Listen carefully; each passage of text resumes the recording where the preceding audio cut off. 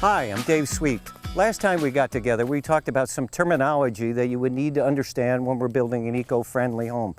Today, we're going to meet with Jennifer Parsons from the U.S. Green Building Council, the Connecticut chapter, to give us some insight on what things we should look for when building an eco-friendly home. I can't wait for her to show up to, give us some good advice of what's going on. Hi, Jen. Dave Sweet, thank you for taking your time and coming to visit us. You found the place okay? I did, right. Yes, this is beautiful. Well, I really appreciate you taking the time to come visit us here, and let's talk about our eco-friendly home that we're about to build here and get some ideas. I have a little plot plan. Maybe we could just take a peek, see at this first to get an idea what the land looks like over there.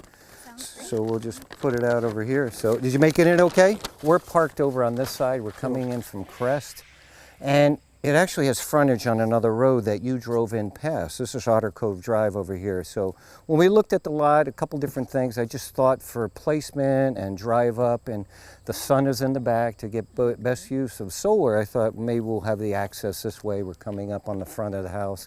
I would love to take a walk into the plot. And I work for United Illuminating Electric Company. Oh, okay. Yes, yeah, and so I know all about incentives and financing for awesome. renewable energy that we can discuss while we walk. Oh, okay. Well, hey, that's what we're looking for. We're really looking for, how can we maximize all these things that are out there when we come to build this. It's not just the best windows, but, what kind of heating system, solar, of course, electric is a given that's going to go with here, and how we can integrate that into this package. Awesome. Let's take a walk. Let's go see. Are you going to have natural gas here? Unfortunately, you're going to do electric? No, okay. No. There is no natural gas available. There's no city water available, so it'll be well and septic, as well as some other form of energy. The reason, invited you to come along, Jen, was to give us some ideas of things we should look for and programs out there that we can utilize when building an eco-friendly home. Well, that's a great question, Dave.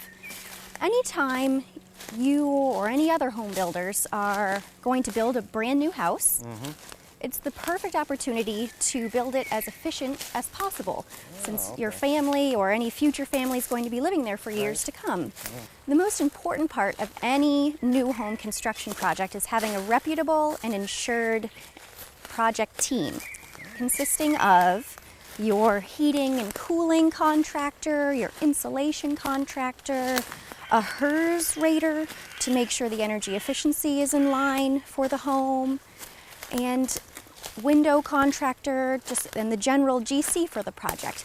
Your team is really going to help make or break how efficient your house is going to end up. Oh, you're right. So it's not just one person. Everybody's going to be on the same page on that. Yes. Any suggestions? I mean, should we work through the general contractor and have meetings with him, or the architect's office? What makes the most sense? The GC, an architect, anybody who's experienced in energy efficient home construction can really be a good point of contact, as well as your local electric utility company. They might have some incentive programs available for you to take advantage of, and contractors that they've worked with in previous efficient home projects. In Connecticut, where we are right now, the average Energy Star home that's constructed can save $1,000 to over $2,000 every year for the life, life of the house. That's like after-tax money. That's a lot of money. Yeah. Wow. And the local electric and gas utilities in Connecticut through the Energize Connecticut program also have upwards of $5,000 to put towards offering incentives on the home to make it efficient. Wow. Well, something I was totally unaware of there. Are there any programs out there related to the mechanical systems involved in a project like this? In Connecticut, the Energize Connecticut energy efficiency programs that are available for home builders such as yourself, we utilize the services of a HERS rater, a home energy rating service rater. And what they can do for you is they have an energy modeling software that they can plug in all sorts of different types of heating systems and their efficiency, and it will tell you which one would be the most efficient for the house that you're planning to build. Okay. So I would definitely take a look at HERS raters in the area and get them involved. And EnergyStar.gov is a great resource for tax incentives on the federal level, for solar systems, as you had mentioned you were considering for the project, as well as they have a list of Energy Star certified mechanical contractors that would be a great resource. Oh. They know proper installation and airflow and sizing, which is really important when you're building a new house. Many local utility companies offer incentives to help defray some of the slightly more expensive upfront costs that you might encounter if you're building a more efficient home. The incentives that are offered through many utility companies are based on the HERS index score that your house would achieve during the construction process. And the lower the score, the closer to zero the score is, the more efficient it is, and the more you're going to save in your monthly bills as an occupant of the home and the months going forward. And so the more money the incentive offered through the utility company can be. Well, we're thinking about doing a ground source heat pump. That was our first thought process, and we've heard so many good things about them. And, you know, 1 unit of energy in, I get 3 units out, that kind of idea. And if we can link it with some renewable aspect of it being the sun, not to say that geo is not a renewable, I guess we're using the energy in the ground as a renewable, but, you know, I'm talking PV, solar thermal, some of these other biomass.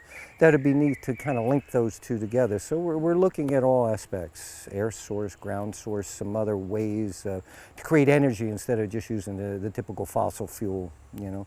In Connecticut, we have the Connecticut Zero Energy Challenge, where homeowners that want to be as close to zero energy as they possibly can compete in a friendly competition to try to earn $10,000 on top of the incentives that usual home builders can obtain through the Energized Connecticut program. So it's a fun little way. Usually we see air source heat pumps or geothermal in those homes that participate in the Zero Energy Challenge, but it's really up to the homeowner and their budget. Well, that's some good information. You know, we're, like I say, we're still in that design stage, and we want to look at all those different possibilities here so we can integrate with the architect. Your local electric and natural gas utility can be a really great resource as well to give a call to. Many of them have energy efficiency hotline telephone numbers to call. Okay. In Connecticut, the telephone number is 1-877-WISE-USE, and somebody there will pick up the phone and give you all sorts of information that you may be wondering about. But you know how some of these change based on the years. You know, case in point would be me here. I'm planning on starting, you know, digging a hole in the next month or so, and so I would actually span 2 different years. How would that affect me? Am I grandfathered in? Do I need to apply for something to qualify for this year's programs, or? That's a great question, Dave.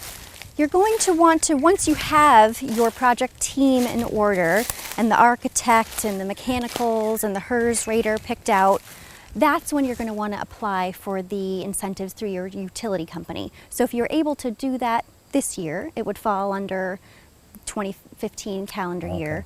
If you have to wait until the winter time and it's into the next calendar year, you would fall under the incentives available at that time.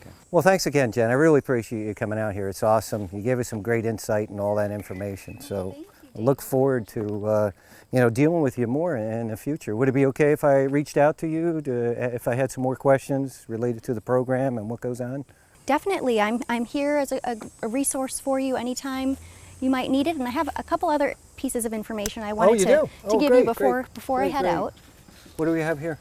So on the Energized Connecticut website, you can get these. This is a listing of all the HERS raters in Connecticut area that you can that is good. It's good. Instead of just trying to Google them or something, you know, trying to find it here, I get a nice consolidated list. Yeah. Oh, awesome.